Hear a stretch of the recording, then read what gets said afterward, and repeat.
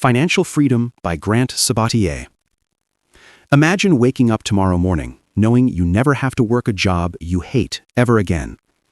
You're not worrying about bills, debts, or when your next paycheck will arrive.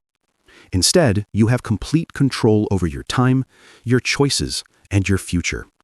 That's the promise of financial freedom, and it's exactly what Grant Sabatier lays out in his groundbreaking book, Financial Freedom, a proven path to all the money you will ever need.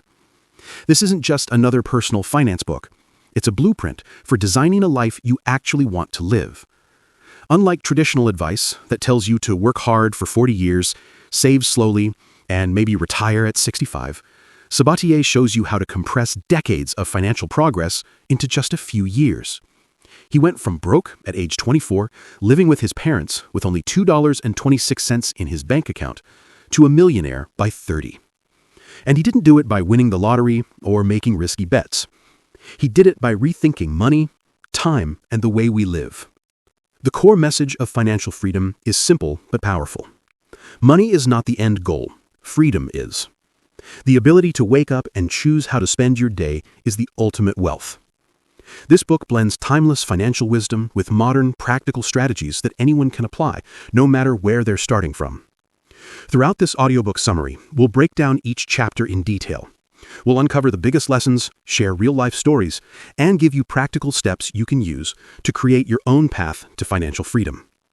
By the end, you won't just understand how to make more money, save more effectively, and invest wisely. You'll also know how to design a life of purpose, joy, and freedom. Because financial freedom isn't just about the numbers. It's about creating a rich life that starts today, not 40 years from now. So let's begin our journey with Chapter 1, The Life You Want to Live. Chapter 1, The Life You Want to Live. Grant Sabatier begins his journey to financial freedom, not with spreadsheets or budgets, but with a bigger, deeper question. What kind of life do you really want to live? Most people, he argues, live on autopilot. They wake up, rush to jobs they don't love, spend most of their energy trading time for money, and then spend that money on things that don't bring lasting happiness. They repeat this cycle for years, often decades, until one day they hope to retire and finally enjoy life. But what if you could design your life differently, starting now? This chapter isn't about money, it's about clarity. Before you can ever achieve financial freedom, you must first define what freedom means to you. Because if you don't know what you're working toward, no amount of money will ever feel like enough. Grant's story, from $2.26 to a new vision. Grant shares his personal turning point. At 24, he was broke and living with his parents after the 2008 financial crisis. His bank account balance, just $2.26. He'd followed the normal path, gone to college, gotten a job, and tried to live the way society told him to. But he found himself trapped in the paycheck-to-paycheck cycle, without savings or direction. That was the moment he realized, if I keep living like this, I'll never get ahead.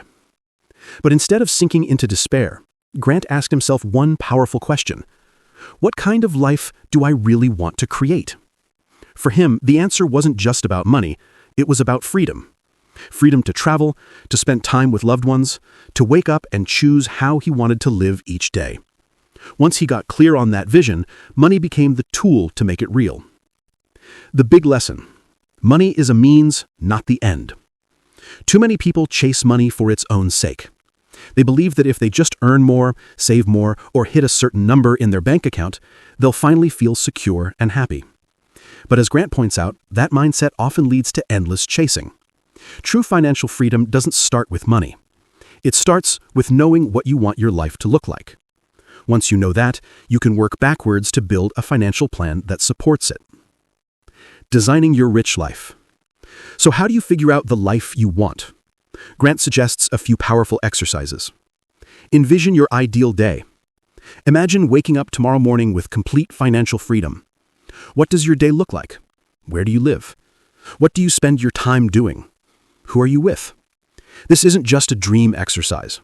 It gives you a clear picture of what you're working toward. Identify what truly matters. Most of us spend money on things that don't bring lasting joy. Instead, focus on what experiences, people, and values make you happiest. These are the things your financial plan should prioritize. Write down your vision. Don't just think about it, put it on paper. A written vision gives you a roadmap and keeps you motivated when the journey gets tough. Story: The Two Colleagues. Grant shares the story of two colleagues he once knew. They both earned roughly the same salary. One lived paycheck to paycheck, spending heavily on status symbols like a new car, fancy clothes, and constant nights out. The other lived simply, saving and investing aggressively with the goal of gaining freedom. 10 years later, their lives looked completely different. The spender was still stuck working long hours, drowning in credit card debt. The saver had enough investments to cut back to part-time work and spend more time with family. The moral of the story: it's not how much money you make, it's how you intentionally use it to build the life you want. Breaking free from the old script. Society teaches us a very specific script. Go to school, get a job, buy a house. Work until 65, retire, and finally enjoy life. But Grant challenges this outdated model. Why wait until you're old to enjoy freedom? With the right strategy, you can compress decades of financial progress into just a few years and start living your dream life much sooner. The key is intentionality. Every dollar you earn and every choice you make should move you closer to your vision. The concept of enough. Another important idea introduced in this chapter is finding your enough. Too many people think financial freedom means having millions of dollars. But often, you don't need nearly as much as you think. If you know the life you want, where you'll live, what you'll do, and what truly matters, you can calculate how much money is actually enough to sustain it. This clarity helps you avoid endless chasing. Instead of striving for an arbitrary number, you focus on reaching the point where your money supports your dream lifestyle. Practical usage tips from Chapter 1. At the end of this chapter, Grant encourages readers to take action. Here are some practical steps you can use today. 1. Define your ideal life. Write down your vision for the life you want in vivid detail.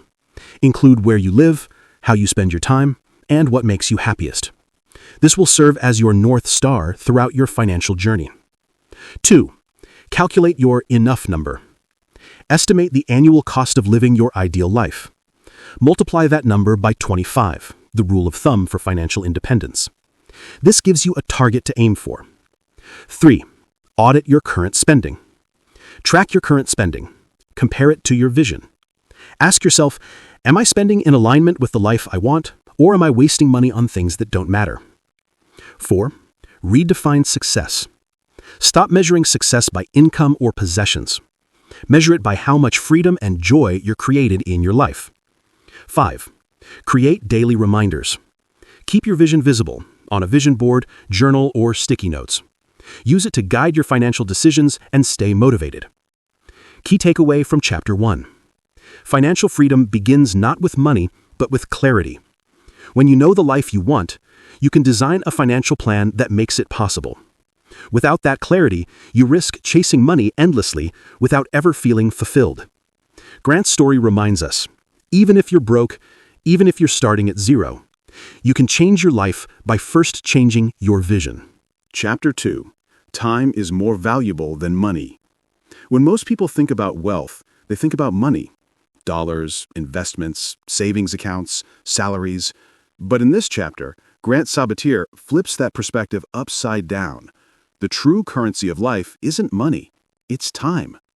Why? Because while you can always make more money, you can never make more time. Every moment that passes is gone forever. And yet most people spend the majority of their lives trading time, their most precious asset, for money, often without even realizing how expensive that trade really is.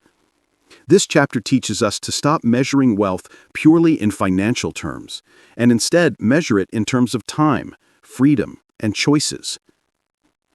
Grant's wake-up call, the hours of his life.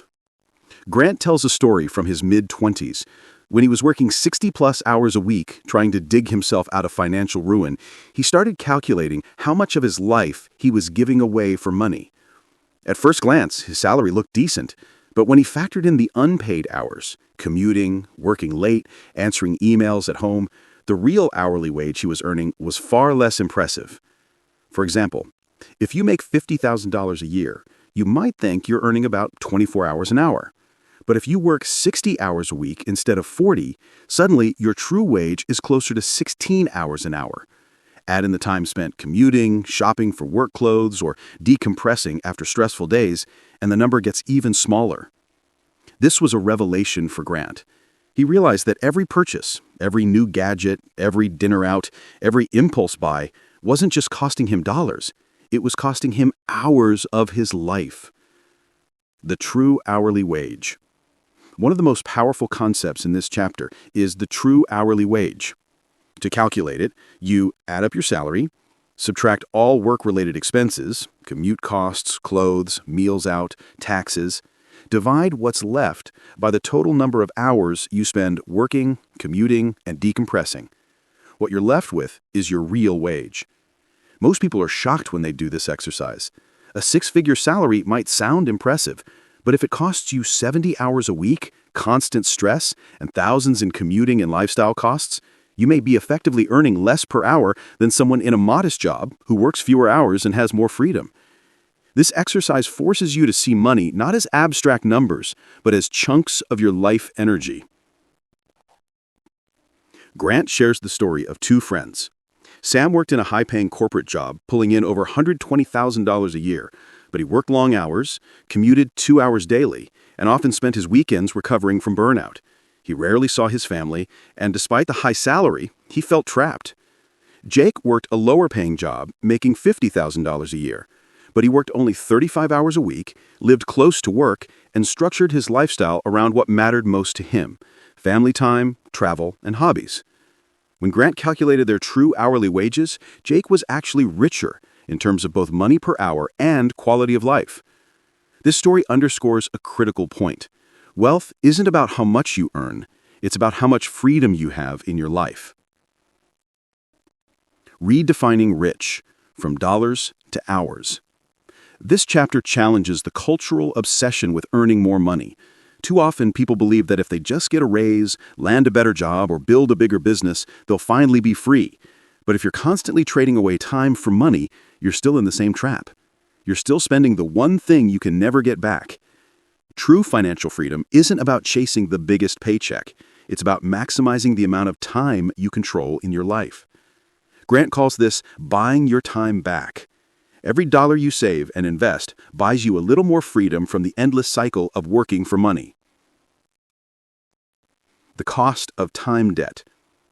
Another powerful concept introduced here is time debt.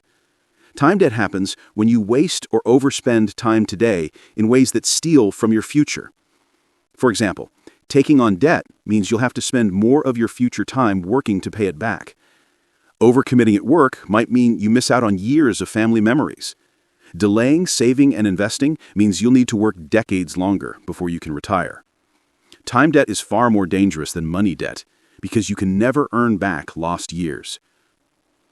Lesson: focus on buying freedom, not stuff. Every financial choice should be filtered through this lens. Is this helping me buy more freedom, or is it costing me more time? When you spend $300 on a new phone, you're not just spending money. You're spending hours of your life that you worked to earn that money. When you buy a car you can't afford, you're committing to years of extra work. But when you save and invest, you're buying back your time. You're trading today's effort for tomorrow's freedom.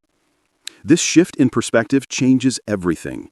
Instead of seeing saving as sacrifice, you see it as a way to reclaim control of your life. Practical usage tips from Chapter 2. Here are some exercises and tips from this chapter you can use right now. 1. Calculate your true hourly wage. Take your annual income, subtract taxes and all work-related expenses, divide by the total number of hours you spend on work, including commuting, emails, meetings, and recovery time. This number is your real wage. Example: if you make $60,000 but spend 2 hours a day commuting and $5,000 a year on work-related costs, your true hourly wage may be closer to $12 to $15, not $28. 2. Translate purchases into hours of life. Before buying something, ask, how many hours of my life will this cost me? If your true average wage is $15, then a $300 purchase costs 20 hours of your life. Is it worth it? 3.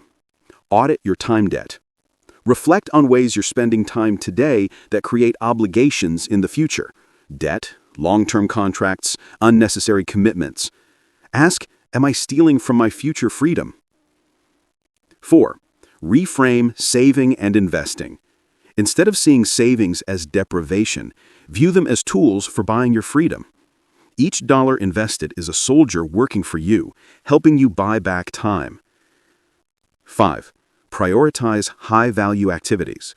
Shift time away from low-value tasks like scrolling, TV, unnecessary shopping, and spend more time building skills, investing, or creating income streams that help you reach freedom faster. Key takeaway from Chapter 2. Time is your most valuable asset. Every dollar you earn represents hours of your life. If you don't align your money with your values, you risk spending the best years of your life working for things that don't matter. Financial freedom isn't just about having more money. It's about having more time to live the life you want. Chapter 3. The FU Fund. Building your first cushion of freedom. If Chapter 2 taught us that time is more valuable than money, then Chapter 3 shows us the first step toward reclaiming that time, building what Grant Sabatier calls the FU Fund. The name is provocative for a reason. This fund is your personal safety net, your way of saying no to situations, people, or jobs that don't serve you. It's the money that buys you courage and independence. Grant insists that before you even think about investing, building businesses, or chasing wealth, you must first build your FU fund. Without it, you'll always be at the mercy of financial stress, and you'll lack the freedom to make bold choices. What is the FU fund? The FU fund is essentially your emergency savings, but Grant reframes it to be much more than that. Traditional finance books tell you to save 3 to 6 months of expenses just in case. That's good advice, but Grant believes this cushion does something deeper. It gives you the power to live authentically. Imagine being able to walk away from a toxic job without worrying about how you'll pay rent. Say no to a client who disrespects you. Take time off to travel, rest, or pursue a passion project. Sleep at night without the constant anxiety of living paycheck to paycheck. That's what the FU Fund provides. It's not just money, it's confidence, dignity, and freedom. Grant's story, from broke to breathing space. When Grant was 24 years old, he had only $2.26 in his bank account. He was living at his parents' house, unemployed, and drowning in student loan debt. Every day, he felt trapped. The stress of not having enough money consumed his thoughts. He couldn't take risks, think long-term, or chase opportunities because he was stuck in survival mode. But once he began saving aggressively, the first $1,000 he put aside changed everything. Suddenly, emergencies didn't feel like disasters. He had breathing space. By the time he built a few months of expenses in cash, he felt a level of freedom he'd never experienced before. This money gave him the courage to quit bad jobs, turn down clients, and focus on building income streams that accelerated his journey to millionaire status. The lesson? Before you can run toward financial freedom, you need the foundation of financial security. Why the FU Fund matters more than you think. Many people underestimate the psychological power of savings. Grant highlights a few key reasons why this fund is essential. Reduces stress.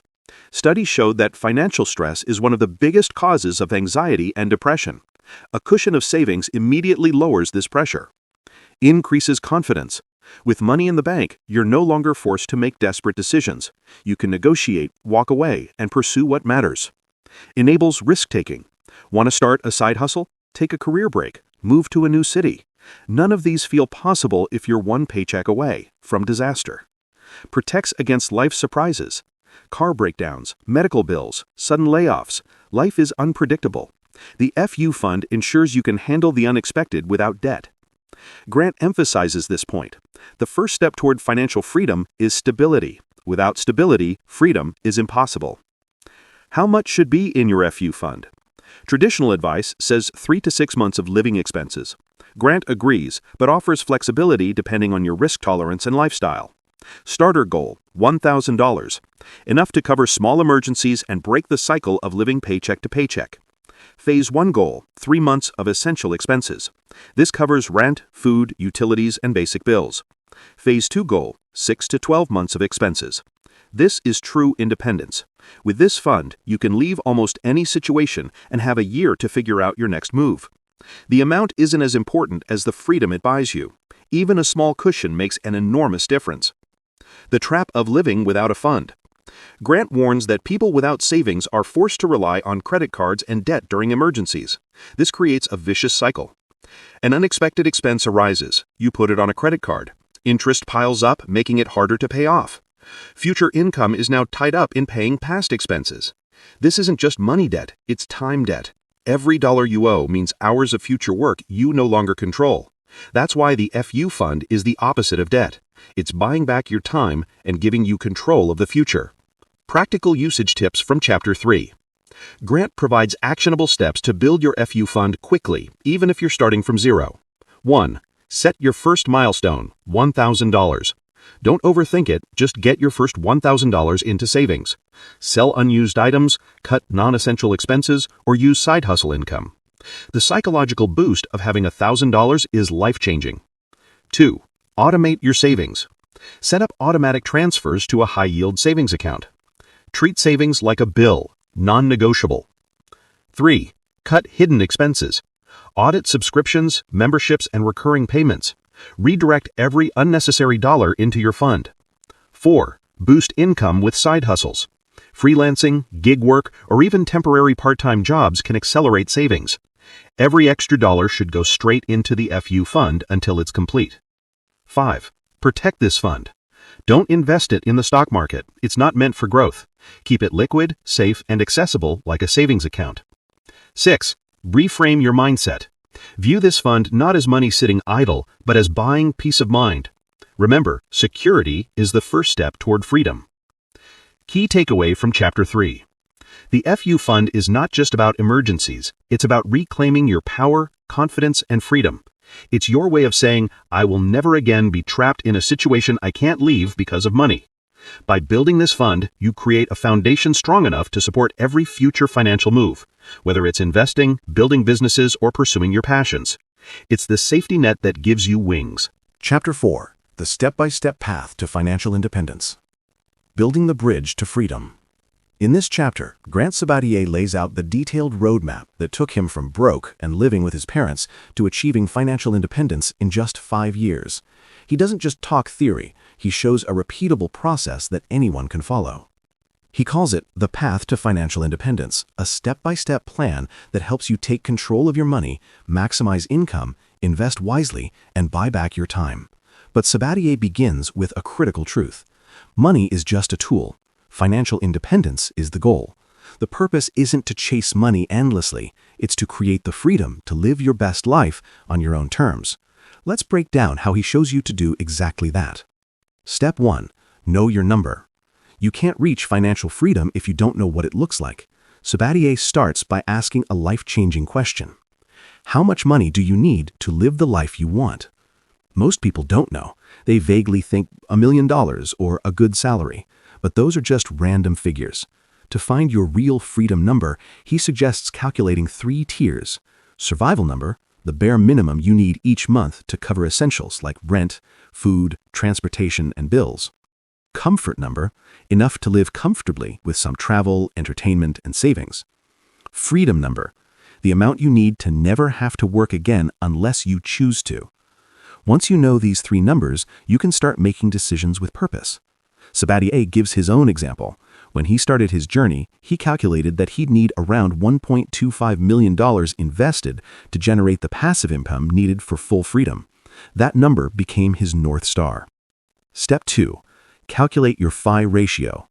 After you've set your target, you need to know where you stand. Sabatier introduces the FI ratio, financial independence ratio, the percentage of your annual expenses that you can currently cover with passive income or savings. Here's the simple formula. FI ratio equals total investments plus savings divided by annual expenses. For example, if you have $100,000 saved and your annual expenses are $50,000, your FI ratio is 2.0, meaning you could live for 2 years without earning another dollar. Your goal? To raise that number over time until it reaches 25 or higher, which, using the 4% rule, means you're financially independent. Step 3. Drastically increase your savings rate. One of the boldest ideas in the book is Sabatier's obsession with saving 50% or more of your income. He argues that the traditional advice, save 10% or 15% of your salary, is a slow, outdated path that will keep you chained to work for decades. The higher your savings rate, the faster you buy your freedom. He explains this with a simple but powerful formula. If you save 50% of your income, you can theoretically retire in 17 years, assuming modest investment returns. If you save 70%, you can retire in just about 7 years. This idea transformed his life. At one point, he was saving and investing 82% of his income by living frugally, earning extra through side hustles, and reinvesting profits aggressively. His mantra, every dollar you earn can either buy you stuff or buy you freedom. Choose wisely. Step 4. Expand your income. Think beyond your job. Sabatier emphasizes that cutting expenses has limits, but earning more has none. When he first started, he was earning just $50,000 a year. Within 5 years, he built multiple income streams that collectively brought in over $400,000 annually. How? Through 3 main strategies. Upskill rapidly. Learn valuable skills that command higher pay. Sabatier taught himself Google Ads and SEO through free online tutorials. Within months, he landed clients willing to pay $50 an hour, then $100 an hour, then much more. Start side hustles. Don't rely on one paycheck. Build side projects that can grow into full businesses. For Sabatier, it was freelance digital marketing and later his own agency. Automate and outsource. Once your income grows, reinvest your time by automating tasks or hiring freelancers so you can focus on growth, not maintenance. His mantra, every dollar you earn can either buy you stuff or buy you freedom. Choose wisely. Step 5. Cut waste relentlessly. Sabatier doesn't preach extreme minimalism, but he advocates mindful spending. He recommends tracking every dollar for at least 3 months to see where your money actually goes. Most people are shocked by what they find: unused subscriptions, expensive takeout, mindless shopping. His golden rule: spend extravagantly on what you love and cut mercilessly on what you don't. He tells a personal story. At one point, he sold his expensive car and switched to a used Honda Civic. The money saved went straight into index funds, and years later, that one decision helped fund his early retirement. Step 6. Invest simply and automatically. Grant Sabatier is a huge believer in low-cost, long-term investing. He warns against chasing stock tips, crypto hype, or get-rich-quick trades. Instead, he recommends a simple 3-part approach. Invest in broad market index funds like VTSAX or VTI. Automate your contributions, set it and forget it. Let compound growth do the heavy lifting. He cites Warren Buffett's philosophy: the best investment strategy is to buy the entire stock market and hold it forever. By consistently investing in index funds, Sabatier turned his savings into a wealth-generating machine. He demonstrates the math. If you invest $1,000 per month at a 7% return, you'll have about $1.2 million in 30 years. But if you can double that to $2,000 per month, you'll reach that goal in just 20 years. Automation is key because it removes emotion and excuses. Step 7. Track your progress relentlessly. The next step is about awareness and momentum. Sabatier insists that tracking your financial progress should become a weekly habit. He built his own spreadsheet where he tracked net worth, FI ratio, and monthly savings rate. Every small increase, an extra $100 saved, or a 1% bump in net worth, was a psychological win that kept him motivated. He advises readers to use free tools like Personal Capital or Mint to automate tracking and visualize their path to freedom. Step 8. Redefine as rich and stay grounded. As you grow wealthier, Sabatier warns of a new danger: the endless race. He admits that even after becoming a millionaire, he caught himself comparing his wealth to others, feeling like he needed just a bit more. But he realized the truth. If you don't know what enough looks like, no amount of money will ever satisfy you. He encourages readers to define what a rich life means for them personally. Maybe it's traveling, spending more time with family, or doing work you love. Money should serve those goals, not replace them. Step 9. The freedom mindset. The final step is internal, cultivating the mindset of someone who values freedom over consumption. Financial freedom isn't just about having money, it's about having options. When you reach a point where you can choose whether or not to work, where to live, and how to spend your days, that's real wealth. Sabatier writes, the goal isn't to escape work, it's to escape meaningful work. This mindset shift is powerful. It moves you from scarcity to abundance, from chasing paychecks to building purpose. Key takeaways for Chapter 4. Your freedom number gives you direction. Your savings rate determines your speed. Your mindset sustains your journey. These three forces together create unstoppable momentum towards financial independence. Practical usage tips for Chapter 4. Find your freedom number. Calculate how much money you need to live freely. Use the 4% rule. Multiply your annual expenses by 25. Track your FI ratio monthly. Use a spreadsheet or financial app to see how close you are to independence.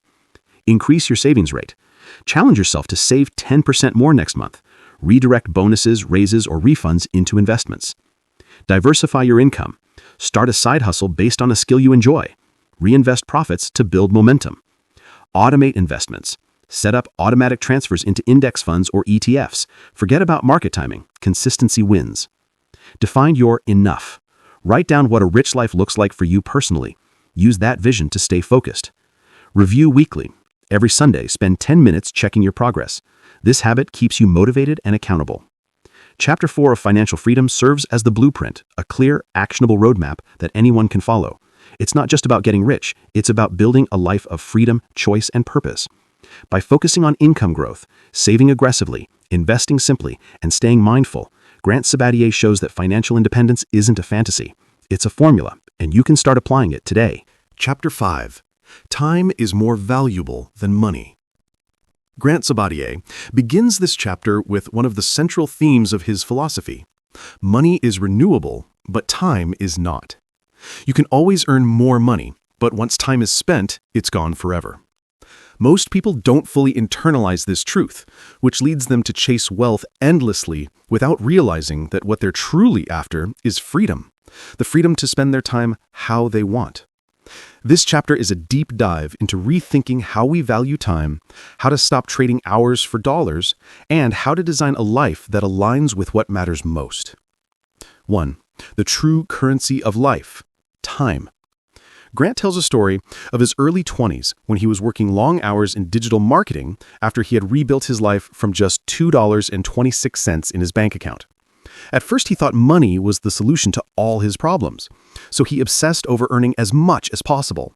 But after a few years of 70 to 80-hour work weeks, he found himself burned out, isolated, and unfulfilled.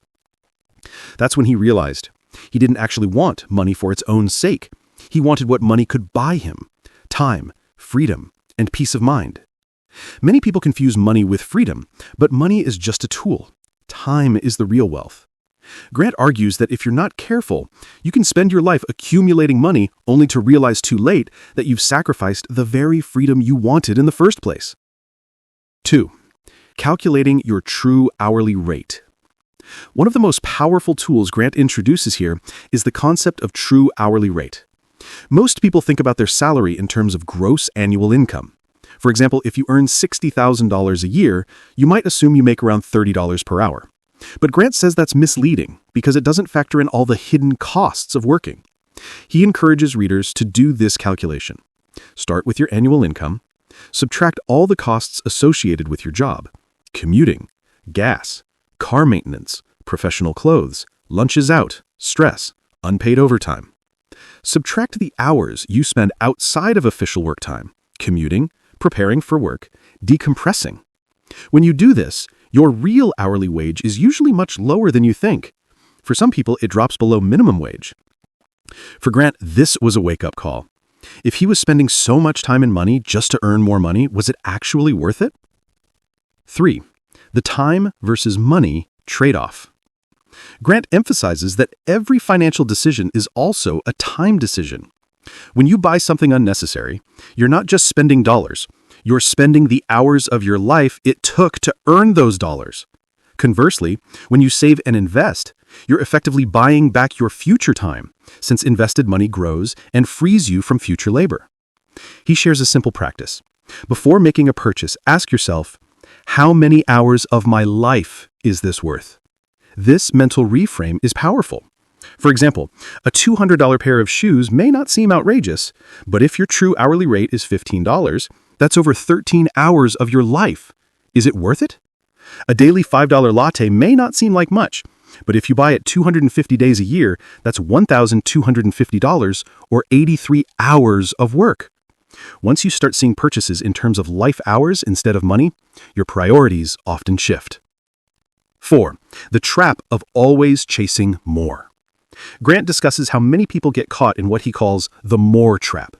Society teaches us that more money, more status, and more stuff equals happiness.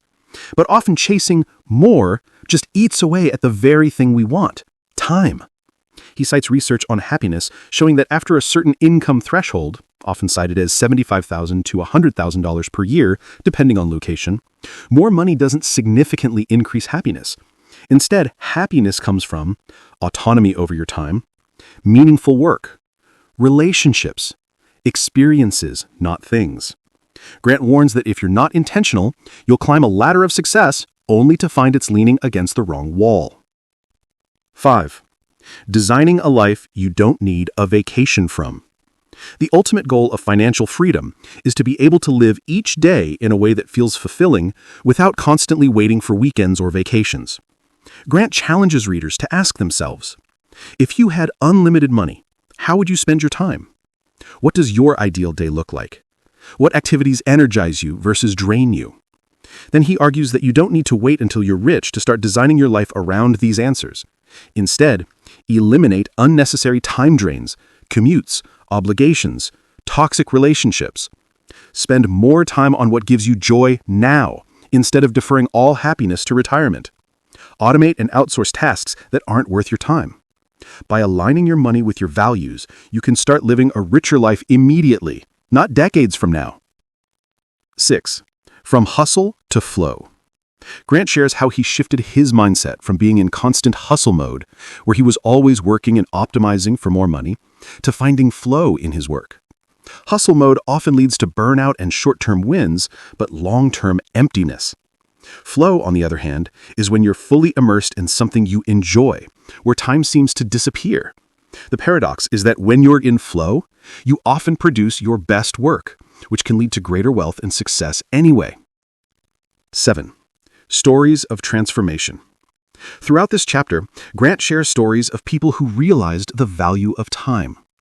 A young lawyer earning 6 figures, but working 80 hours a week. She calculated her true hourly rate and realized she was making less than she thought when she factored in the stress, commuting, and health costs. She downsized her lifestyle, switched to part-time consulting, and discovered she could live comfortably while reclaiming 30 hours of her week. A tech worker who gave up a promotion that required relocating and longer hours. Instead, he stayed in his current role, invested heavily, and started a side project he loved. Within 3 years, his side project grew into a full-time income, and he was financially free. These stories highlight that the most courageous financial decision isn't always chasing more. It's sometimes choosing less money in exchange for more time. 8. Practical usage tips for Chapter 5. At the end of this chapter, Grant offers actionable steps for readers to apply the principle that time is more valuable than money. Calculate your true hourly rate. Write down your salary, subtract taxes and job-related expenses. Divide by all hours related to work, including commuting and decompressing. This will give you a more accurate picture of what your time is really worth. Evaluate purchases in hours, not dollars. Before buying, ask, how many hours of my life will this cost me? This simple reframe can curb impulse spending and align spending with values. Identify time wasters. Audit your day and eliminate activities that don't add value. Outsource or automate repetitive tasks if possible. Laundry, groceries, bills. Redefine success. Don't just aim for a higher salary. Ask, does this increase or decrease my control over time? Make decisions based on maximizing freedom, not just income. And start designing your ideal day now. Write down your dream daily routine. Identify one small way to incorporate elements of it into your life today.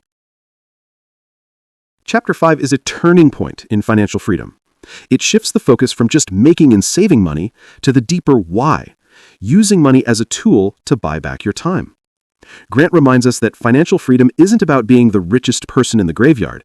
It's about making sure every dollar you earn and invest is working toward giving you more control over your limited, precious hours.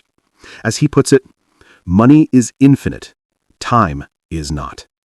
Every decision you make with your money should be measured in time, not just dollars.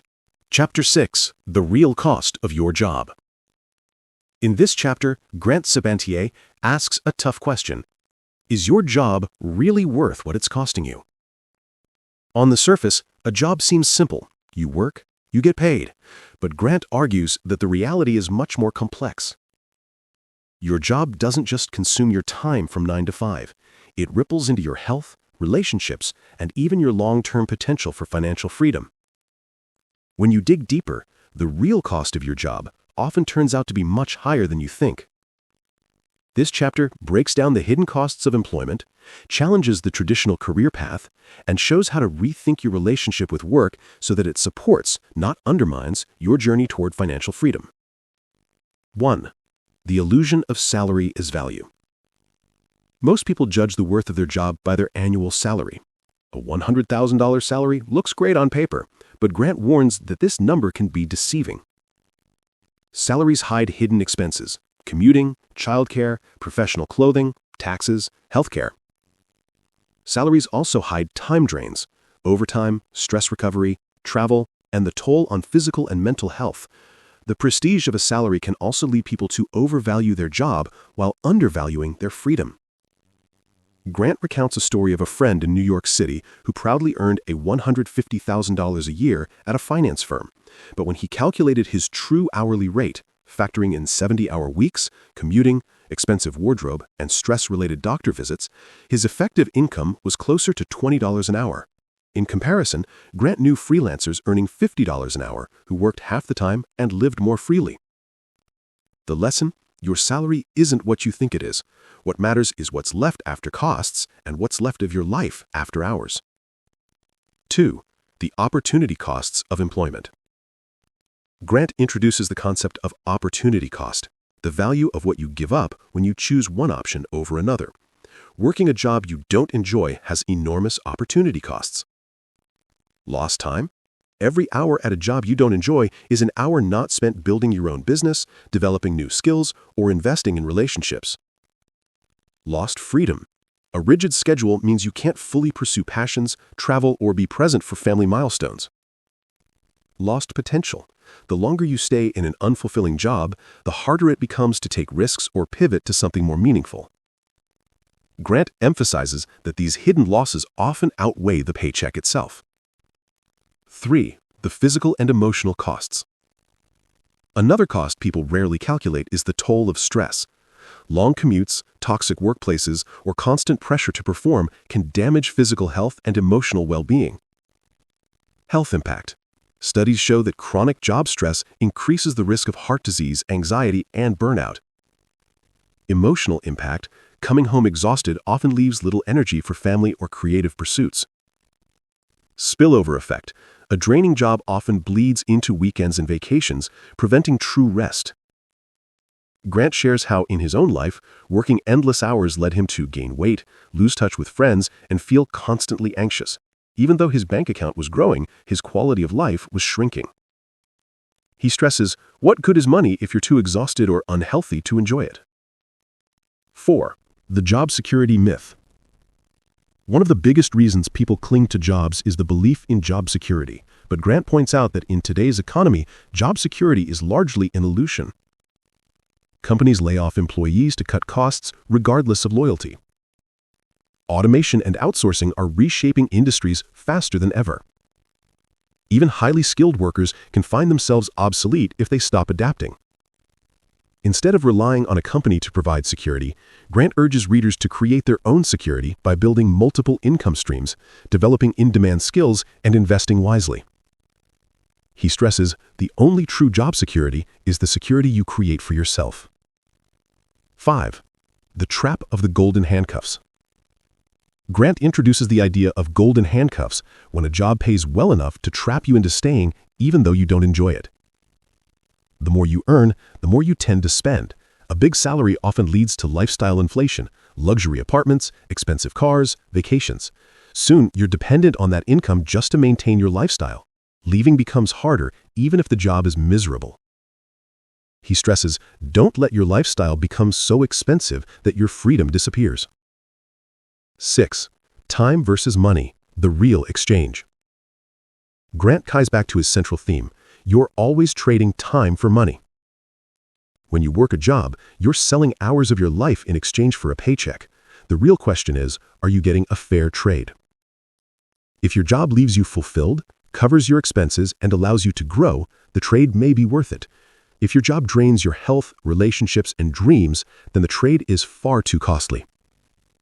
Grant insists that everyone should periodically reevaluate whether their job is still serving their long-term goals or simply consuming their life. 7. Alternatives to the traditional job. This chapter isn't about quitting your job tomorrow, but about realizing you have options beyond the traditional 9-to-5. Grant suggests exploring side hustles, freelancing, consulting, online businesses, or investing in income-generating assets. Remote work. Cutting commutes can save hundreds of hours a year and reduce stress. Entrepreneurship. Building something of your own gives you greater control over time and income. Sabbaticals. Taking breaks to recharge or explore new paths instead of burning out. By diversifying income and creating flexibility, you reduce dependence on a single job and reclaim more control over your time. 8. Stories of change. Grant shares real-life examples of people who realized the real cost of their jobs and made bold moves. A teacher who loved teaching but hated bureaucracy. She left her full-time job, started tutoring part-time, and combined it with blogging about education. Within 2 years, she was earning more, working fewer hours, and felt re-energized. A corporate executive who quit his 6-figure job after realizing it was damaging his health. He moved to a smaller city, started consulting, and gained more family time. His income dropped initially, but his overall happiness skyrocketed. These stories highlight that financial freedom isn't about rejecting work, but about finding or creating work that enhances life instead of draining it. 9. Practical usage tips for Chapter 6. At the end of the chapter, Grant provides actionable strategies for assessing and reducing the real cost of your job. Calculate the full cost of your job. List all job-related expenses, commuting, clothing, meals, and stress-related costs. Factor in hidden time costs like preparation, commuting, and recovery. Recalculate your true hourly rate. Identify your golden handcuffs. Write down expenses that directly tie you to your job. Ask yourself, if I lost this job tomorrow, could I downsize or cut back? Audit your happiness at work. Keep a daily log. Do you feel energized or drained after work? Identify patterns of stress and fulfillment. Experiment with alternatives. Test side hustles or part-time work to see if they can replace income. Negotiate remote days to cut commuting costs. Reframe job security. Stop relying on your employer for security. Build savings, invest, and learn skills that make you marketable anywhere. Grant concludes with a bold reminder. Your job isn't just costing you money, it may be costing you your life. The key is not to quit your job recklessly, but to see it for what it really is, a trade of your most precious resource, time, for money. If the trade feels unfair, it's time to renegotiate or design a new path. As he puts it, financial freedom isn't about never working, it's about making sure the work you do and the life you live is worth the time you spend on it. Chapter 7. How much money is enough? One of the most important, yet most misunderstood questions in personal finance is, how much money do you actually need to live the life you want? In this chapter, Grant Sabatier helps readers tackle this question head-on. Instead of chasing arbitrary numbers or comparing yourself to others, he argues that you need to define your own enough. Without a clear idea of how much is enough, you risk falling into the trap of endless striving, working more, saving more, spending more, without ever feeling satisfied. This chapter challenges you to rethink your financial goals, define what freedom means to you, and calculate the number that can set you free. 1. The problem of more. Grant begins by pointing out that most people are conditioned to want more money, more stuff, more success. Society measures wealth by comparison. If your neighbor earns $100,000, you feel rich at $120,000. But if your coworker earns $200,000, suddenly you feel behind. The goalpost always moves. No matter how much you earn, there's always someone with more. The pursuit of more can trap you in a cycle where you work endlessly but never feel content. Grant shares his own story. When he went from being broke at 24 to having over $1 million by 30, he thought financial freedom would magically solve everything. Instead, he realized he was still anxious about money, still striving, still comparing himself to others. His conclusion? More is a bottomless pit. Without defining your enough, you'll never truly feel free. 2. Defining financial freedom in personal terms. Grant stresses that financial freedom isn't one size fits all. For some, freedom means retiring early and traveling the world. For others, it's working part-time, writing novels, or simply not stressing about bills. The key is to ask, what kind of life do I want? What experiences matter most to me? What would I do if I didn't have to worry about money? Your answers define what enough looks like for you. Grant recalls a couple he met who lived in a tiny cabin in Vermont. Their idea of freedom was gardening, hiking, and spending time together. They needed very little money to sustain this life. Meanwhile, a high-powered lawyer in New York required millions just to maintain his lifestyle. Both were pursuing freedom, but their enough numbers were worlds apart. 3. The FI number, financial independence defined. To make enough practical, Grant introduces the concept of the FI number. Your FI number is the amount of money you need invested to cover your expenses indefinitely without working. It's often calculated using the 25 rule. Take your annual expenses, multiply by 25, that's your FI number. Example, if you spend $40,000 a year, your FI number is $1 million, 40,000 times 25. If your investments generate a 4% annual return, you can cover your expenses without touching the principal. This is the foundation of the FIRE movement, financial independence, retire early. 4. Expenses matter more than income. A key insight is that your expenses determine your freedom, not your income. Two people earning the same salary can have very different timelines to freedom. Person A earns $100,000 but spends $90,000. Person B earns $100,000 but spends $40,000. Person B reaches financial independence much faster because their FI number is smaller. Grant emphasizes, every dollar you don't spend brings you closer to freedom. 5. The levels of financial freedom. Grant explains that financial freedom isn't all or nothing. There are levels you can reach along the way. Clarity, knowing your expenses and setting a financial plan.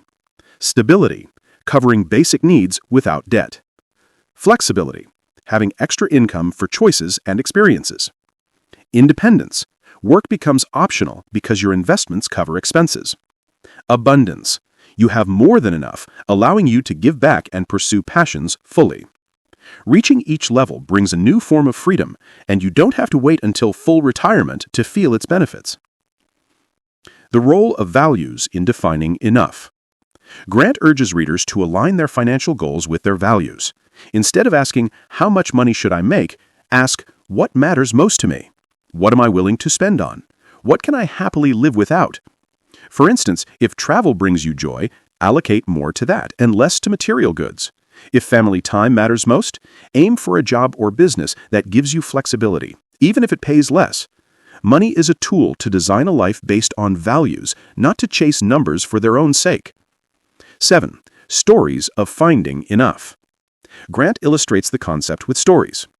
The minimalist entrepreneur who earned $60,000 a year, lived on $30,000, and invested the rest, he reached FI within a decade and spent the rest of his time building creative projects he loved. A young family who realized their biggest expense was their oversized home. They downsized, cut expenses by 40%, and suddenly had more savings and time together. A retiree who had millions but still felt anxious because he never defined enough. Despite financial abundance, he lived in fear of running out. The moral, financial freedom comes not from a number, but from clarity and peace of mind. 8. The dangers of not defining enough. If you don't define your enough, several problems arise. Lifestyle creep. You spend more as you earn more, delaying freedom. Burnout. Chasing endless income leads to exhaustion. Fear. Even wealthy people feel insecure without a sense of enough. Wasted time. You spend years working for things that don't add happiness. Grant shares his wake-up call. After hitting his first million, he still felt pressure to keep hustling. It wasn't until he paused and defined what he truly wanted, time for family, writing, and travel, that he felt free. As Grant writes, enough isn't a number you chase, it's a life you design. Chapter 8. Escape the Time for Money Trap. One of the central themes in financial freedom is that wealth isn't just about making money, it's about buying back your time. In this chapter, Grant Sabatier dives deep into the most common trap people fall into: trading time for money. We've all been taught this model from childhood. Work hard, earn money, spend it, repeat. But Grant argues that this system is deeply flawed because time is finite and non-renewable. If you always tie your income to your hours, you'll never be free, no matter how high your salary goes. This chapter is about breaking the link between time and money, building income streams that grow without constant labor, and creating a foundation for true financial independence. 1. The trap defined. Grant begins by describing the trap in simple terms. You sell hours of your life to earn money. The more hours you work, the more you make. If you stop working, the money stops. On the surface, this makes sense, but there are two big problems. Time is limited. You only have 24 hours in a day. Energy is limited. You can't endlessly scale up working hours. This means that at some point, your income hits a ceiling. No matter how hard you work, you can't escape the time for money trap unless you change the system. Grant reflects on his own experience working long hours at digital marketing firms. He made more money as he advanced, but he was constantly exhausted, and his time felt stolen. He realized he was stuck in the same trap, just at a higher pay scale. Chapter 2. The difference between earned income and passive income. Grant makes a crucial distinction. Earned income, money you get in direct exchange for work. Salary, hourly wage, freelancing. Passive income, money that flows in with little or no active effort once the system is set up. Investments, rental income, royalties, business ownership. While earned income can get you started, it will never give you freedom on its own. The only way to escape the trap is to build streams of income that don't require constant labor. He emphasizes, every dollar you earn while you're not working is a dollar that buys your freedom. 3. Shifting your mindset. The first step in escaping the trap is mental. Most people are conditioned to believe that hard work equals income. Grant challenges this by asking, what if your money could work harder than you? What if systems, businesses, and investments could generate income while you sleep? This mindset shift opens the door to new strategies, investing, entrepreneurship, automation, that don't depend on clocking in. 4. The power of compounding. One of the most powerful tools to escape the trap is compound growth. Grant explains how every dollar invested today has the potential to multiply many times over through compounding. Example, if you invest $1,000 at an average return of 7% annually, it grows to about $7,600 in 30 years. Multiply that across thousands of dollars in years, and you're building wealth without working extra hours. Compounding is essentially time working for you instead of you working for money. 5. Building systems, not jobs. Grant introduces the idea of creating systems that generate income instead of relying solely on jobs. Examples of systems: an online business that sells products automatically, a rental property where tenants pay monthly rent, a portfolio of index funds growing in the background, a blog, app, or created project that earns ad revenue or royalties. These systems may take effort to set up, but once running, they continue producing income without constant input. Grant himself built a blog and digital courses that, after months of upfront work, generated thousands of dollars in passive income, money he earned while traveling, sleeping, or spending time with loved ones. 6. The side hustle to system path. Many people think passive income means doing nothing. Grant clarifies that's not the case. Most passive streams require initial effort, what he calls the side hustle to system path. Step 1. Start a side hustle: freelancing, online store, tutoring, digital marketing. Step 2. Learn the ropes, earn extra income, and reinvest profits. Step 3. Automate or delegate parts of the work. Hire freelancers, use tools, build processes. Step 4. Scale until the system runs with minimal oversight. This pathway transforms active effort into long-term passive income. 7. Multiple income streams. One of the biggest mistakes people make is relying on a single source of income, their job. If that job disappears, so does their livelihood.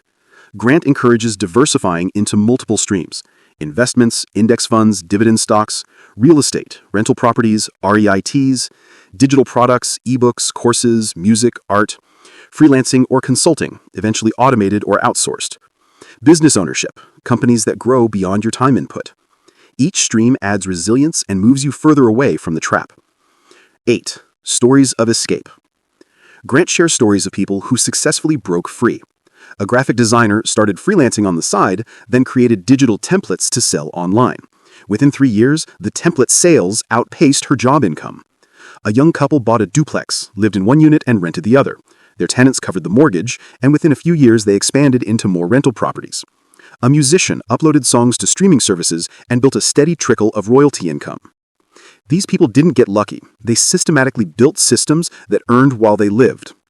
9. The time dividend. Grant introduces the concept of the time dividend, the return you get when you free up hours of your life. Every hour not spent grinding at a job is an hour you can invest in learning new skills, building businesses, spending with family and friends. Living the life you actually want. This dividend compounds just like money. The earlier you reclaim your time, the greater the long-term payoff. 10. Practical usage tips for Chapter 8. Grant closes with practical advice for escaping the time for money trap. Audit your income sources. How much of your income is tied to hours worked? How much comes in while you're not working? Start a side hustle. Choose something scalable and aligned with your skills. Reinvest profits into growth or investments. Automate and delegate. Use software, outsourcing, and systems to reduce active labor. Invest early and often. Every dollar invested is a worker for your freedom. Focus on index funds and long-term compounding. Diversify streams. Build at least 2 to 3 streams of income over time. Don't rely on one job for your livelihood. Calculate your time dividend. Track how much time you reclaim by building passive income. Redirect that time into growth, rest, and purpose. Grant's core message is clear. You'll never be free if all your money depends on your time. The way out isn't working harder, it's building smarter.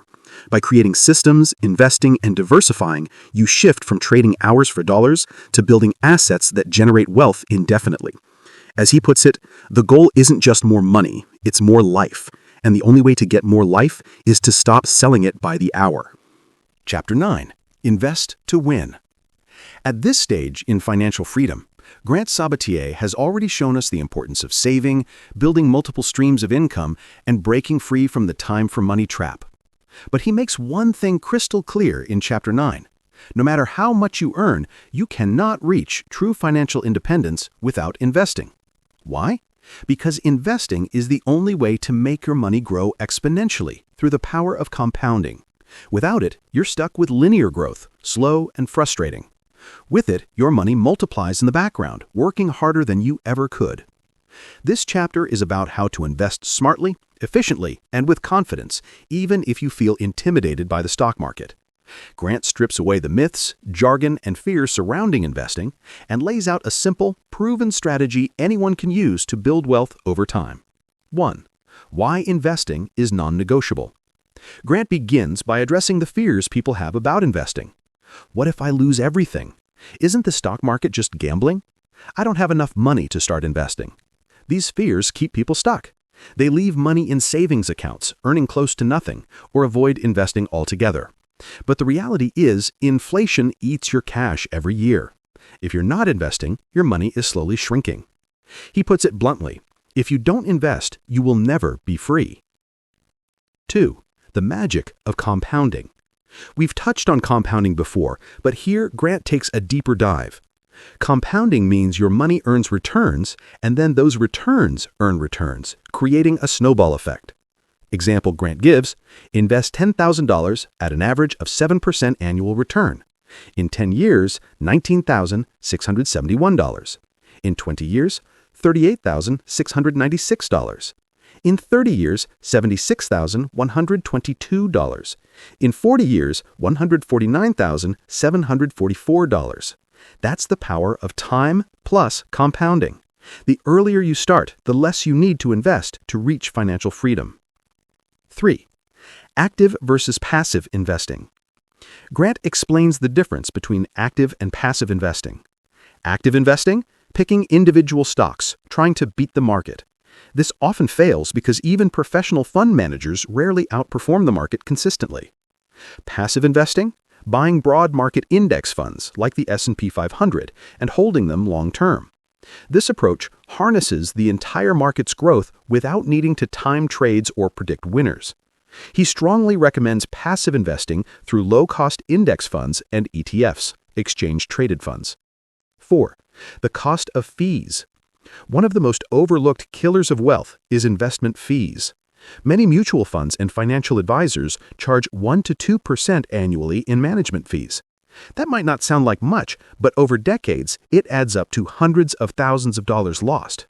Example Grant gives: if you invest $100,000 over 40 years at 7% growth, you'd have about $1.5 million. But if you pay just 1% annual fee, your total drops to $1 million.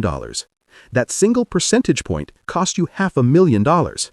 That's why he insists, keep your fees as low as possible. Every dollar you don't pay in fees is a dollar that compounds for your freedom. 5. Index funds, the investor's secret weapon. Grant introduces the simplest and most effective tool for long-term investors: index funds. What is an index fund? A fund that tracks a specific market index, like the S&P 500, which includes the 500 largest U.S. companies. Why are they great? Diversification. You own hundreds of companies at once. Low cost. Many charge less than 0.05% in fees. Market performance. Historically, the S&P 500 has returned about 7 to 10% annually over the long run. Instead of trying to pick the next Apple or Tesla, you just buy the whole market and let the winners rise naturally. 6. Dollar cost averaging. Another powerful strategy Grant highlights is dollar cost averaging, DCA. This means investing a fixed amount of money at regular intervals, for example, $500 a month, no matter what the market is doing. Benefits? Removes emotion. You're not trying to time the market. Takes advantage of market dips. You buy more shares when prices are low. Builds consistent wealth over time. Grant emphasizes that time in the market beats timing the market. 7. Automating your investments. One of the biggest mistakes new investors make is relying on willpower to invest. They wait until the end of the month and often don't have money left over. Grant's solution? Automate everything. Set up automatic transfers from your paycheck or bank account into investment accounts. This ensures you always pay yourself first. Over time, investing becomes invisible and effortless. As he says, wealth is built by systems, not by intention. 8. Where to invest, the hierarchy. Grant lays out a clear investment order of operations. Employer-sponsored retirement accounts, 401k, etc. If your employer matches contributions, always contribute enough to get the full match. That's free money. Roth IRA or traditional IRA. Tax-advantaged accounts that let your money grow tax-free or tax-deferred. Taxable brokerage accounts. After maxing out retirement accounts, use a regular brokerage for extra investing. This system balances tax benefits with flexibility. 9.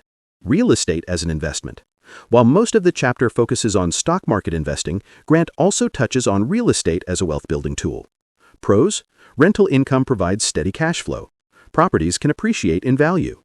Leverage, using mortgages, allows you to control assets with less upfront cash. Cons: requires more work and risk than index funds. Less liquid, you can't sell a house instantly. His advice: real estate can be powerful, but don't use it as your only strategy. Combine it with market investing for diversification. 10. Overcoming fear and taking action. Grant recognizes that many people procrastinate on investing because they feel overwhelmed. His advice: start small, start now.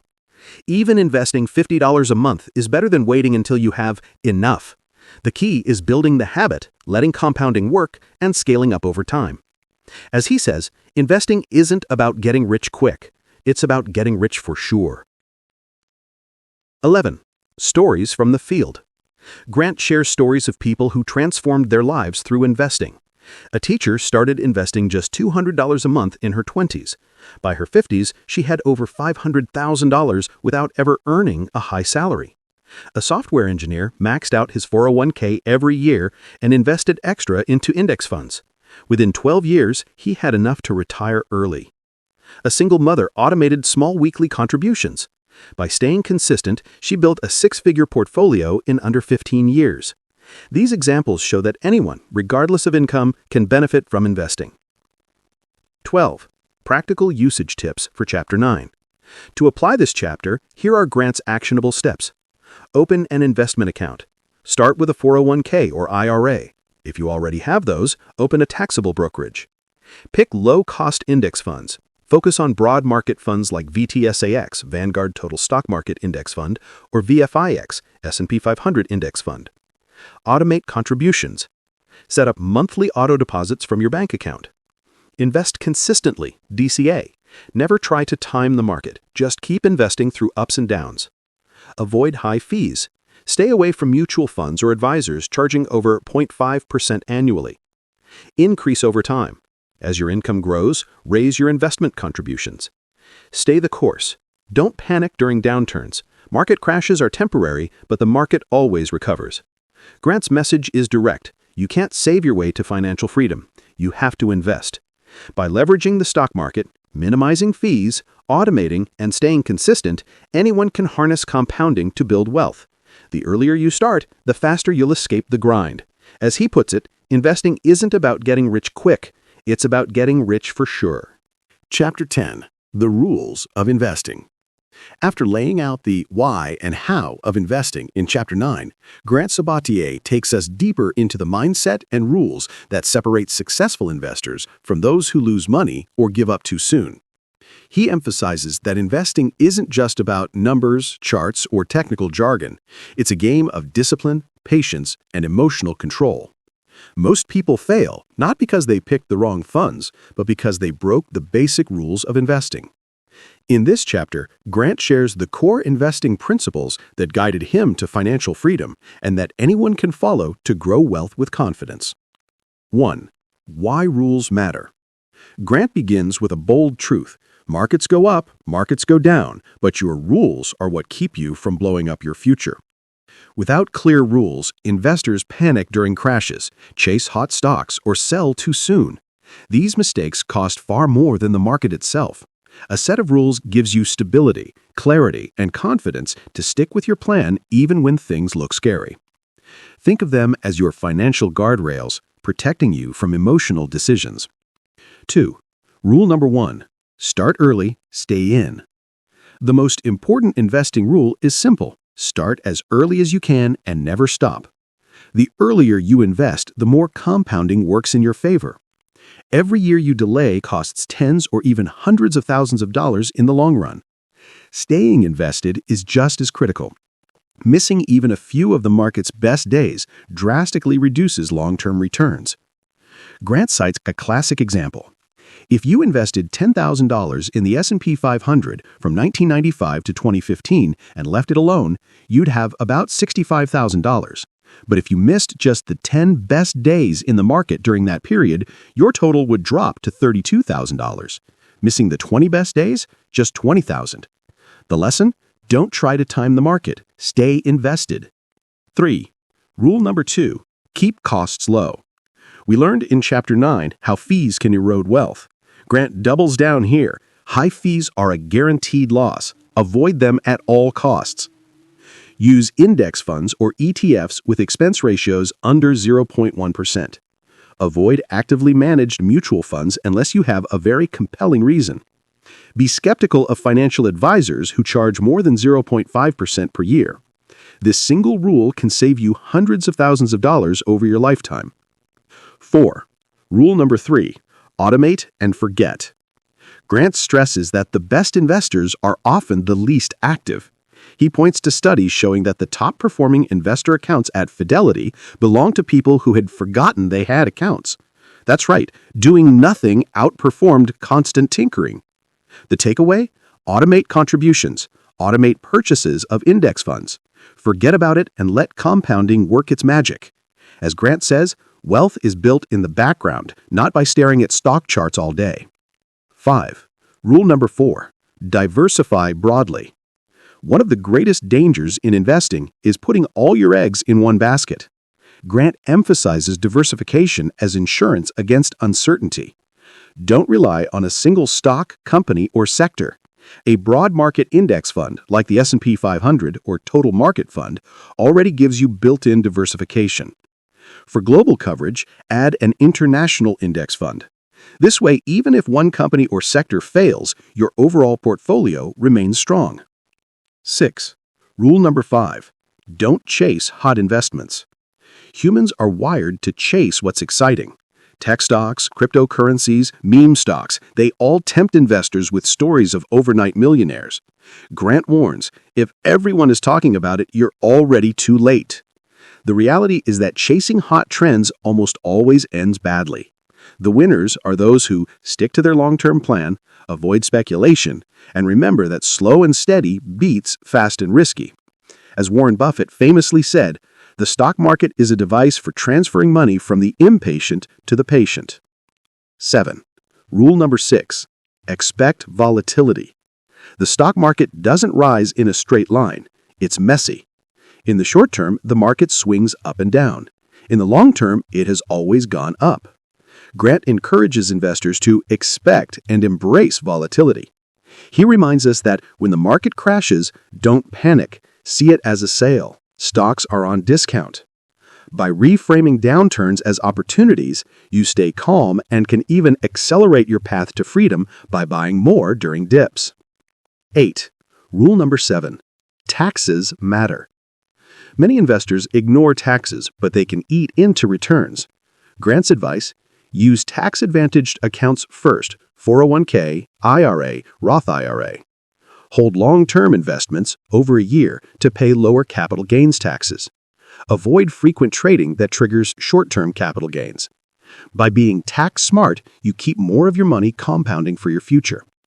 9. Rule number 8. Simplicity wins. One of the most common mistakes is overcomplicating investing. People build portfolios with dozens of funds, exotic investments, or unnecessary products. Grant's advice: keep it simple. A portfolio of just 2 funds, a U.S. Total Market Index Fund and an International Index Fund, is enough for most investors. Simplicity reduces stress, mistakes, and fees. The simpler your plan, the easier it is to stick to long term. 10. Rule number 9. Protect against yourself. Grant highlights that the biggest risk in investing is often you, your emotions, fears, and impulses. Common self-sabotaging behaviors: selling during crashes, panic buying during booms, constantly checking your account. To avoid these traps, limit how often you check your portfolio. Once a quarter is enough. Remind yourself of your long-term goals. Create an investing constitution that lists your rules and promises to yourself, then stick to it no matter what. 11. Wealth isn't flashy, it's boring. Finally, Grant closes with a counterintuitive truth: wealth isn't flashy, it's boring. Real wealth is built quietly, over time, through disciplined investing. It doesn't come from gambling on the latest fad or doubling down on risky bets. The people who quietly invest in index funds every month for decades often end up far wealthier than those chasing quick riches. As Grant says, the point of investing isn't to get rich quick, it's to get free. Stories and examples. Grant shares examples of people who followed these rules and achieved financial freedom. The steady investor who invested automatically in a 401k for 25 years, never checking balances. By retirement, they had millions. The impatient investor who sold during the 2008 crash and missed the recovery, losing hundreds of thousands of dollars in future gains. The boring investor who built wealth slowly, ignored trends, and reached freedom early, proving that boring really works. These stories reinforce the timelessness of the rules. Practical usage tips for Chapter 10. Here are the steps you can implement immediately. Write your investing rules. Create a personal list of rules. Example: I will invest 20% of my income monthly. I will not sell during downturns. Automate everything. Set up automatic transfers and purchases so you don't rely on discipline. Diversify with index funds. Own total market and international funds for broad coverage. Avoid hot trends. Don't let FOMO drive your decisions. Stick to your plan. Prepare for crashes. Mentally rehearse how you'll react when the market drops 20 to 40%. Keep it simple. Build a portfolio with 2 or 3 funds, not 20. Check less often. Log in quarterly, not daily, to avoid emotional swings. Remember the goal. Investing is not about excitement, it's about building freedom. Grant's message is clear. Wealthy investors follow rules, not emotions. By sticking to simple, timeless principles, you protect yourself from costly mistakes and allow compounding to work in your favor. As he beautifully summarizes, financial freedom isn't about chasing returns. It's about consistency, patience, and discipline. If you follow the rules, you will win. Chapter 11. Spend money on what you love. After pages of strategy about saving, investing, and building wealth, Grant Sabatier pivots to something refreshing. The purpose of money isn't to hoard it, it's to live a life you truly love. This chapter challenges a myth that often circulates in personal finance, that financial freedom is about relentless frugality or denying yourself pleasures. Grant argues instead that the smartest way to spend money is to direct it toward things that genuinely enrich your life. The point of financial independence is not to die with the biggest bank balance, but to use money as a tool to maximize happiness, fulfillment, and meaning. 1. The problem of mindless spending. Grant starts by acknowledging a reality. Most people spend without thinking. They spend money because of habits, advertisements, or peer pressure. They buy things that don't actually improve their happiness. They end up working harder and longer to sustain a lifestyle that doesn't bring them joy. This cycle creates what he calls the treadmill effect, working more to earn more, to buy more, but never stopping to ask whether the purchases are truly valuable. Grant's antidote? Spend less on things that don't matter, so you can spend more on what truly does. 2. Redefining richness. Instead of defining richness as a number in your bank account, Grant defines it as the ability to spend freely on the things that bring you joy. He asks readers to reflect. What purchases have made you happiest in the last year? Which ones were forgettable or even regrettable? How would your life change if you redirected money away from the unimportant and toward what you love most? This exercise reframes money from a burden into a tool for intentional living. 3. The science of happiness and money. Grant highlights research from psychology and behavioral economics, showing that experiences bring more happiness than things. Vacations, concerts, dinners with loved ones create lasting memories. Objects, on the other hand, lose their thrill quickly. Spending on others increases happiness. Studies show people who spend money on gifts or charity report greater joy than those who spend solely on themselves. Freedom is the ultimate happiness driver. Having control over your time brings more satisfaction than any luxury purchase. The science is clear.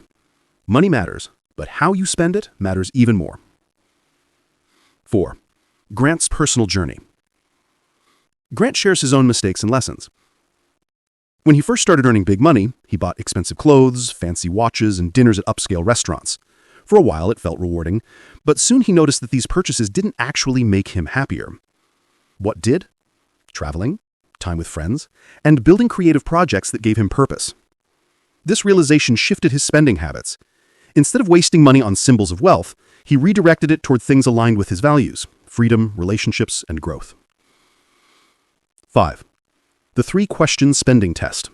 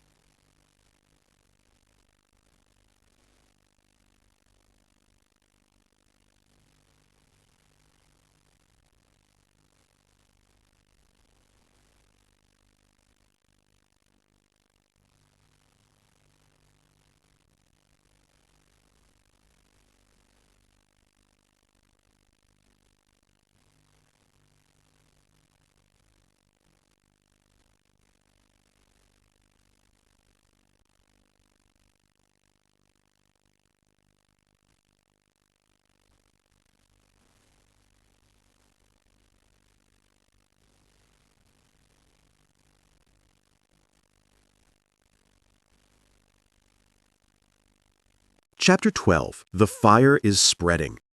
By the time we reach Chapter 12, Grant has already laid out the mindset, strategies, and systems for building financial freedom. But here, he steps back to reveal something bigger. You're not alone. A growing global movement is changing how people think about money, work, and life. This movement is called FIRE, Financial Independence, Retire Early. This chapter is both motivational and practical. It places financial independence in a larger cultural context, showing how it's no longer a fringe idea, but a spreading revolution. Grant positions the FIRE movement as a paradigm shift in the way people define success, wealth, and freedom. 1. What is FIRE? FIRE stands for Financial Independence, Retire Early. At its core, FIRE is not about never working again, but about having the freedom to choose how, when, and why you work. Financial independence, FI, building enough assets that you no longer need to work to cover your expenses. Retire early, RE, stepping away from traditional employment decades earlier than the normal retirement age of 65. The essence of FIRE isn't laziness, it's liberation. It's about reclaiming control of your time and life from the grind of paycheck-to-paycheck living. 2. The origins of the movement. Grant traces the roots of FIRE back to early pioneers. Vicki Robin and Joe Dominguez and their classic book, Your Money or Your Life, 1992, which argued that money equals life energy and should be spent intentionally. Mr. Money Mustache, Pete Adeney, who popularized the concept through his blog, inspiring millions by showing how frugality and smart investing could lead to early retirement. These early voices helped ignite the spark, but in the 2010s and on, with blogs, podcasts, and communities forming online, FIRE became a full-blown movement. 3. Why is FIRE growing now? Grant explains why FIRE has exploded in popularity in recent years. Disillusionment with traditional work. Many millennials and Gen Z see the 9-to-5 grind as soul-crushing and unsustainable. Rising costs of living. With student debt, housing inflation, and healthcare costs, people are seeking alternative financial strategies. Technology and remote work. Online income streams and flexible work options make financial independence more attainable. Desire for freedom and meaning. People increasingly value experiences and autonomy over material goods. In short, FIRE has spread because it offers hope in a world where the old promises of pensions and stable careers have vanished. 4.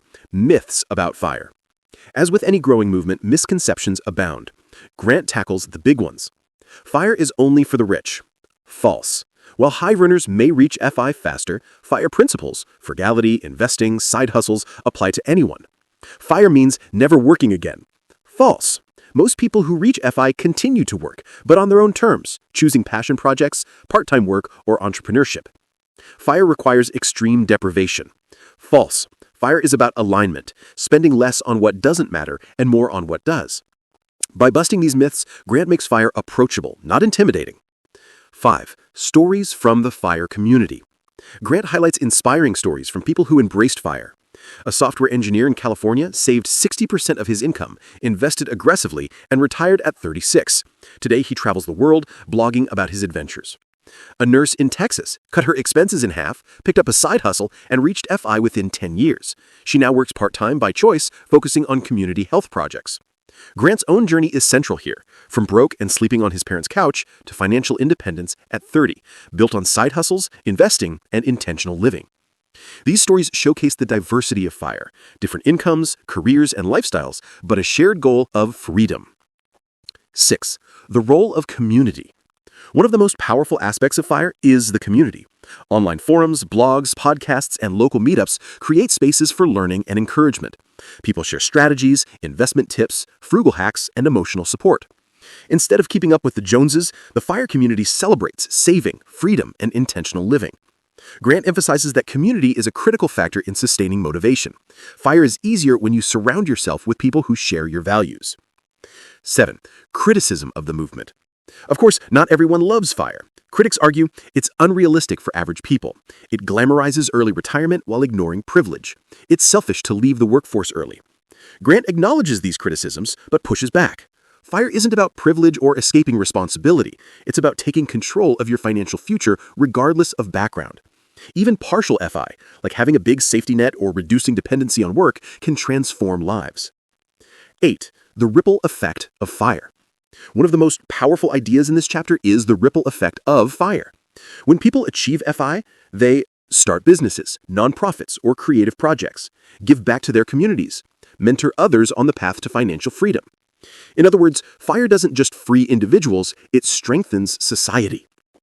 Grant argues that if more people pursue financial independence, the world will see more innovation, generosity, and happiness. 9. FIRE and the future of work. Grant predicts that the FIRE movement will fundamentally reshape the future of work. More people will reject traditional retirement and instead pursue a series of careers, sabbaticals, and passion projects. Employers will have to adapt as workers demand autonomy.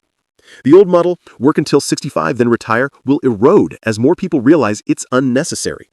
Financial independence will no longer be seen as radical, it will be the new normal. 10. Grant's call to action. Grant closes the chapter with a challenge. Don't just consume FIRE stories, become one. Take the principles, frugality, saving, investing, intentional living, and apply them today. Share your journey with others, inspiring them to take control of their finances. His vision is a world where millions of people are financially free, living intentionally, and helping others do the same. 11. Practical usage tips for Chapter 12. Here's how to apply the lessons of this chapter in your own life. Join the community. Read FIRE blogs, listen to podcasts, or join local meetups. Surround yourself with people on the same path. Define your version of FIRE. Do you want to retire at 40 or just have the option to quit a job you hate? Customize your goals. Start sharing. Talk openly with friends and family about financial freedom. Inspire them with your journey. Reject lifestyle creep. Remember, the FIRE movement thrives on resisting consumer culture. Keep your expenses aligned with values. Track your progress. Calculate your FI number, 25 times annual expenses. Use this as a North Star. Experiment with mini retirements. Don't wait until FI to enjoy freedom. Take small sabbaticals or breaks to test the life you're building. Give back. Once you reach milestones, help others. Share knowledge, mentor, or contribute to community projects. The FIRE is spreading, Grant declares. And he's right. What started as a niche idea is now a global movement reshaping how people view money and work. At its heart, FIRE isn't about quitting. It's about choosing. Choosing freedom over obligation. Choosing meaning over consumption. Choosing to live, not just exist. This chapter leaves readers inspired not just to achieve financial independence for themselves, but to join a movement that could change the world. Conclusion. Your life, your freedom. The conclusion of financial freedom is not a typical wrap-up. Grant Sabatier uses it as a final rallying cry, a reminder that financial freedom is not about money itself, but about the life you want to live. He revisits his journey from broke, living on his parents' couch, to achieving independence at 30, showing that if he could do it, anyone can. This chapter pulls together all the lessons from the book and expands them into a philosophy of life. Money is a tool, freedom is the goal, and life is the journey. 1. Looking back at the journey. Grant reflects on his own story. At 24, he was broke, unemployed, and overwhelmed by debt. By diving deep into learning about money, side hustling, and investing, he transformed his life within 5 years. He hit his FI number at 30, which gave him the ability to walk away from mandatory work and design his life with intention. This journey, he insists, isn't unique. It's reproducible by anyone who applies the principles of frugality, intentionality, and smart investing. 2. Redefining wealth. Grant stresses that wealth is not just about numbers in a bank account. True wealth is freedom, the ability to control your time and make choices without fear of money; flexibility, working because you want to, not because you have to; fulfillment, spending your days on what gives your life meaning. Many people chase more money endlessly, but financial freedom is about enough, knowing the amount that allows you to live the life you want to live. 3. What financial freedom really means. Grant clears up a common misconception. Financial freedom is not about never working again. Instead, it's about quitting the jobs that drain you, pursuing work that aligns with your passions, having the power to take risks, travel, or change directions without fear. Money buys choices. The more financial freedom you build, the more options you have. 4. The emotional side of FI. Money isn't just numbers, it's deeply emotional. Grant explains that along the journey, people often experience fear of losing progress, of making mistakes, or of stepping into the unknown. Guilt for wanting more or for leaving traditional expectations behind. Excitement for the possibilities of designing their own life. He encourages readers to recognize these emotions but not be ruled by them. Financial freedom requires both financial literacy and emotional resilience. 5. Why most people don't achieve it. Grant addresses why so many people stay stuck in financial struggles. Consumer culture, the constant pressure to spend and keep up with the Joneses, lack of financial education, most schools never teach the basics of money management, fear of change. Many people would rather stay in a job they hate than risk trying something new. The antidote, he says, is awareness and action. Once you see the trap, you can begin to escape it. 6. The role of time. Time is the most important theme of the entire book. Grant reminds us, money is infinite. You can always make more. Time is finite. Every hour you spend working at a job you dislike is an hour you never get back. This is why financial independence matters. It gives you control over your time, the one resource you can't replenish. 7. The power of intentional living. Financial freedom is not just about cutting expenses or making more money. It's about intentionality. Ask yourself daily, what do I really value? Am I spending money and time in alignment with those values? If not, what needs to change? Grant insists that when you align your spending, saving, and investing with your deeper values, your journey to financial freedom accelerates. 8. The legacy of financial freedom. Beyond personal benefits, financial freedom creates ripple effects. In families, you break cycles of debt and teach your children healthier money habits. In communities, with more freedom, you have time to volunteer, build businesses, or mentor others. In society, a financially independent population is less reliant on broken systems like pensions and corporate jobs and more capable of innovation and contribution. Grant envisions financial freedom as a collective revolution, one that spreads from individuals to communities and beyond. 9. The FIRE movement and beyond. The FIRE movement, Financial Independence Retire Early, is part of this legacy, but Grant makes a critical point. You don't have to retire early to benefit. Even partial financial independence, having enough savings to take a year off, switch careers, or say no to a toxic job, is powerful. Financial freedom is not a destination, but a continuum. Every dollar saved, every debt paid, every investment made moves you closer to freedom. 10. Grant's final challenge. In the final pages, Grant challenges readers directly. Don't just read this book, act. Track your net worth. Cut unnecessary expenses. Build income streams. Invest early and often. Most importantly, don't wait. The journey is long, but the earlier you start, the sooner you gain freedom. Grant leaves readers with a simple but profound reminder. You have one life. Don't waste it working for money. Make money work for you so you can live the life you truly want. Practical usage tips from the conclusion. Here's how to put the conclusion's lessons into action. Define your enough. Calculate how much you actually need to cover your dream life, not society's version. Reclaim your time. Audit your day. How much of your time is spent doing things you don't love? Start shifting that balance. Invest in yourself. Skills, health, and relationships compound just like money. Prioritize them. Celebrate milestones. Don't wait until FI to enjoy life. Celebrate progress. Every debt paid, every savings goal hit. Think beyond yourself. Share your knowledge. Teach family, friends, and community members. Inspire others to pursue freedom. Stay flexible. Financial freedom isn't static. Your goals may evolve. Keep revisiting and adjusting your plan. Live now, not later. Don't sacrifice joy today for freedom tomorrow. The balance of living fully in the present while preparing for the future is the true art of financial freedom.